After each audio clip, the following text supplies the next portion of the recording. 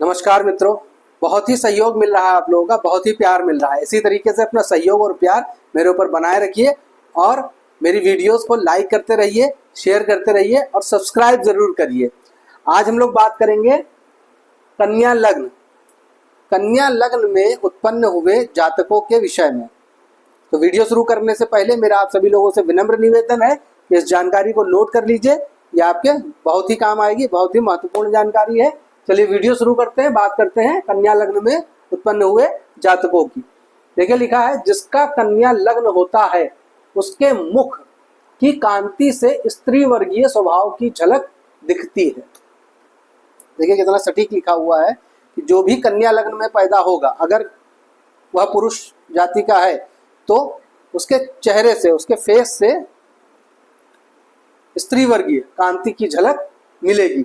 उसके बाहु और कंधे छोटे होते हैं, मतलब उसके हाथ और कंधे जो हैं वह छोटे होते हैं। किस कार्य को कब करना है ऐसा जातक खूब जानता है। ऐसा जातक जो है वह किस कार्य को कब करना है, कहाँ करना है, कैसे करना है, यह बखूबी जानता है, बहुत ही चतुर होता है। जातक सत्यवादी तथा न्यायप्रिय, दयालु, धैर्यवान और स्नेही होता है। देखिए जातक जो है वह सत्यवादी होता है, सत्य का पक्षधर होता है, न्यायप्रिय होता है, न्याय करता है, दयालु, धैर्यवान और स्नेही होता है। उसके मन में दया होती है, स्नेह भी रखता है लोगों से और धैर्यवान होता है, मतलब खराब परिस्थितियों में भी धैर्य बनाए रखता है। उसकी बुद्धि सुंदर होती है। देखिए बहुत अच्छा लिखा हुआ है। कहीं कहीं आप पाएंगे कि कुटिल बुद्धि कहा जाता है, परंतु यहाँ पर उसकी बुद्धि सुंदर होती है। मतलब उसकी बुद्धि सुंदर होती है कहने का मतलब ये हो गया कि वह बहुत ही सुंदर बुद्धि वाला होता है और लोगों की मदद करता है, परंतु व्यवहार में दूसरे के सुख दुख की उपेक्षा नहीं करता है। वह किसी से भी जब भी व्यवहार करेगा तो दूसरे के सुख दुख की उपेक्षा बिल्कुल भी नहीं करेगा, नहीं करता है। दूसरे के काम दूसरे से काम लेने में जरा भी हिचकिचाहट नहीं रखता।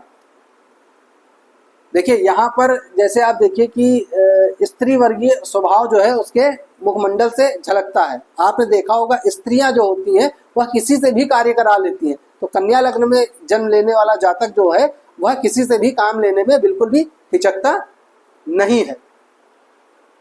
कार्य करने में बड़ा सावधान और चौकस होता है। किसी भी कार्य को करने में बहुत ही चौकस और सावधान रहता है। बिना विचारे कुछ भी नहीं करता है।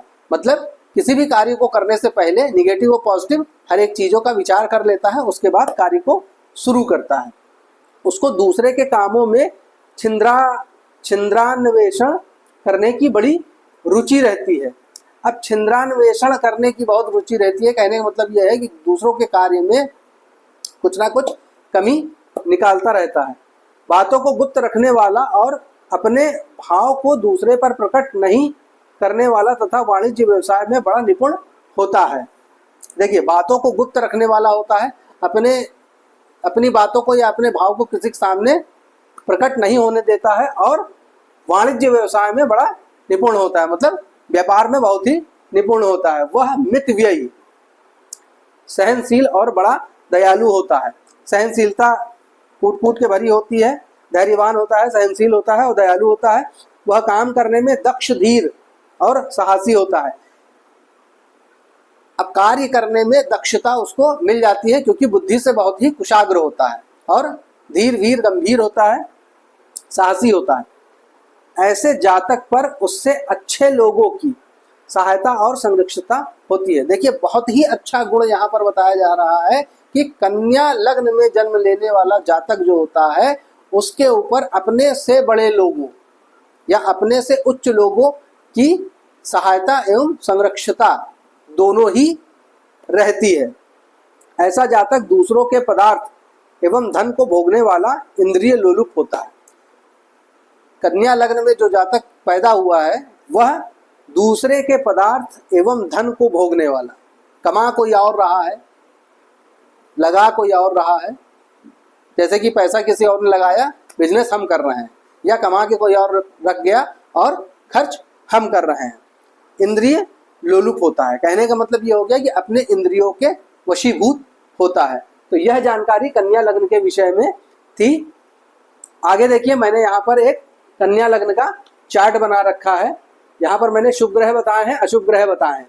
शुभ ग्रह का मतलब हो गया कि वह ग्रह जिनकी महादशा में यह बहुत तेजी से तरक्की करेगा, और अशुभ ग्रह वह जिनकी महादशा में इनको संघर्ष करना पड़ेगा।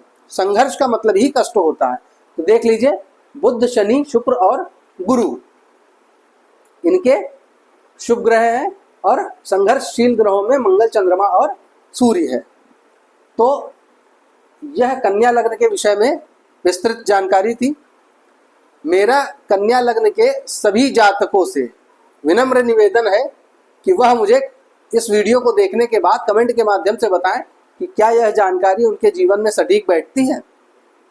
मैं अपनी वाणी को आज यही विराम देता हूं। नमस्कार, जय श्री राम।